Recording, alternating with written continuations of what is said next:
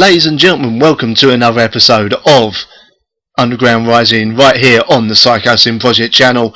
And today I'm going to be doing a review of the debut EP by Southend post-hardcore band Oceans Aside. The EP itself is called From Shadows to Sunrise. Now for those out there who don't know who Oceans Aside are, as usual, let me inform you. Oceans Aside are a Southend based band who formed back in 2012. They play a style of post-hardcore with a healthy dose of metal blended into the sound. Back in July 2013 they released their debut EP, From Shadows to Sunrise, which is what I'll be reviewing today, and are looking to record an album in early 2015. They've recently had a change of vocalists when original vocalist Dan had to leave the band. The band itself now comprises of Mark Vincent on vocals, Mark Elliott and James Gilby on guitars, Michael Rayner on bass, and Michael Blackman on drums. Some of you might know the name Michael Blackman as he used to be in a Southend band who got quite big called Size. So the first song on the EP is called Avaris. This song fades in, starting with a few piano chords playing to help set the mood of the following riffs and that are going to crash in. At the minute mark, the guitars fade in and then the vocals come screaming in with a vengeance. The song then goes into a riff that, to me, had shades of Will Haven and At the Drive-In to it. Then the clean vocals by the lead vocalist and backing vocalist perfectly complementing each other with the odd screaming vocal over the top for the chorus part. The song goes on quite nicely. There's nice crossing of slightly different riffs by the guitarist during the course of the song. All throughout the song, the drummer and bassist keeping an expertly tight low end to help underpin the shifting melodies of this song. There's a nice breakdown near the end that then builds up into the riff toward the end of the song, and then right near the end there's a really nice use of a heavy guitar riff, while in the background there's a very subtle use of guitar, very simple guitar notes being played to add to the general feel of the song. All in all, fantastic opener to the EP. Also the longest song on the album, so yeah, gives you a nice sense of epicness and to let you know what's to come. Good job. On to the next song. Second song on the EP is called Noughts and Crosses. This has another fade into the song and then the guitars crash in with a restrained melodic riff. This then goes into the main riff, which is kind of a mid-tempo chugging riff, all the while with the vocalist screaming over the top. This then leads into the clean sung vocals for the chorus. During the course of the song it seems to have a bit of a sort of mid-career Deftones vibe to it, for me personally. Don't know if anyone else will get that, it might just be me. All in all, again, there's another nice use of a breakdown off the chorus before the guitars come crashing back in with the vocalist, and there's also nice space created between the main guitars and the bass, so that you can actually hear the bass melody at one point as well, instead of it just being used as nothing more than a backup instrument. Again, near the end of the song they're using that really nice use of the crossing melodies of the guitar to really sort of hammer the point home on this song. All in all, another fantastic song. So, on to the third song on the EP. Song number 3 on the EP is called Hear My Screams. It starts with single guitar playing the main riff with no distortion, just clean guitar playing, and then the whole band comes crashing in again, reminding me personally of the way Will Haven sometimes start their songs on their earlier albums. There's a nice interesting riff melody for the chorus, again with the vocalist over the top, clean singing as well. The vocal melodies on the song perfectly suited to the mood of the riffs being played by the band.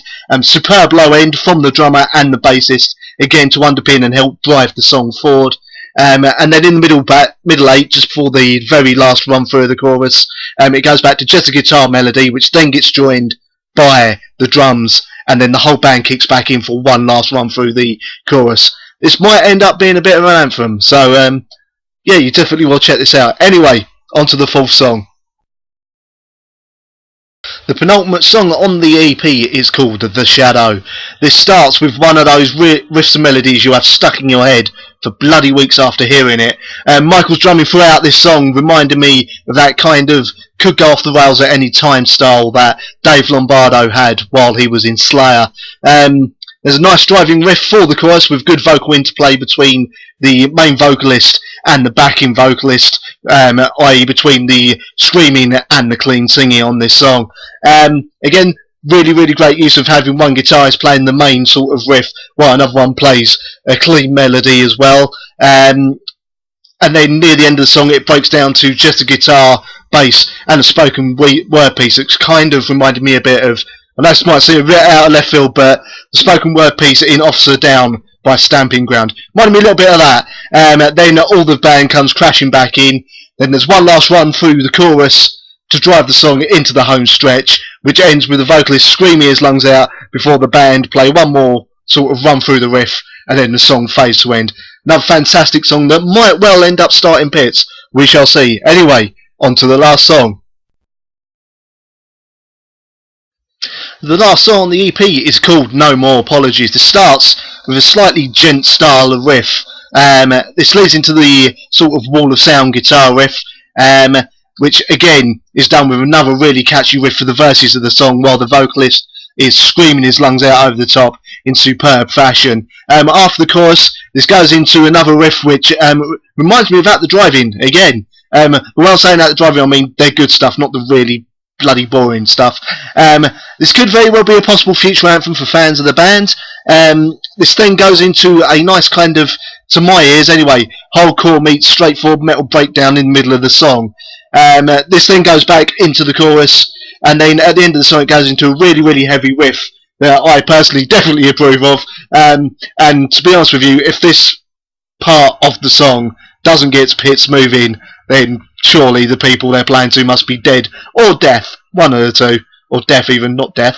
Anyway, and then we come to the outro riff, which to my ears sounded a bit like Meshuggah crossed with Sixth. So again, something I approve of fully because I'm a huge fan of both those bands. So in all, it's a fantastic ending song.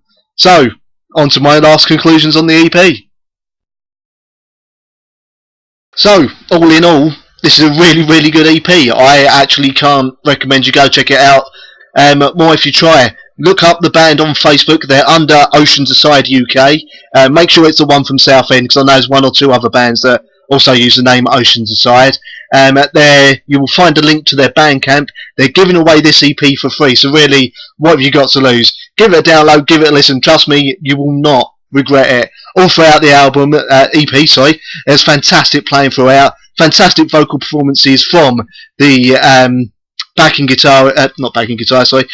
vocalist and the lead vocalist, and all in all, yeah, it's a nice sort of original feel between post-hardcore bands such as Glassjaw, At the Drive-In, etc., crossed with gent-style bands like Sixth, Meshuggah, etc., that sort of pop up every now and again and sort of make your head move. All in all, it's a really good band. I'd definitely recommend you check them out. I'll be playing these tracks on my show on Total Metal Radio, so you can hear them there as well. Yeah, I know they've got a tour coming up. However, as I said in the intro, they have changed vocalists, so the backing vocalist is now the main vocalist. I was at their rehearsal space the other night doing an interview with them that you can hear this Friday, which is tomorrow, on my show on Total Metal Radio. And I had some of their new stuff. I can tell you now, with their new vocalist, even these tracks sound a lot better than they did with the old vocalist. No offence to him. And they are definitely going a heavier direction, and they are definitely looking at doing a new, doing an album, come next year. So keep an eye out for that. They said they're going to send it to me once it's recorded, so I'll have another review of that for you once it's all done. But yeah, another fantastic UK band that will probably be completely ignored by all the record companies because they don't know talent if it hits them in the face. See also in that case, Hearts Under Fire, another fantastic band who's being ignored at the moment. So if there's any record label people watching this, check out this band, give them a go, and sign them because they're going to go places. Thank you for watching, ladies and gentlemen, and I'll see you next time.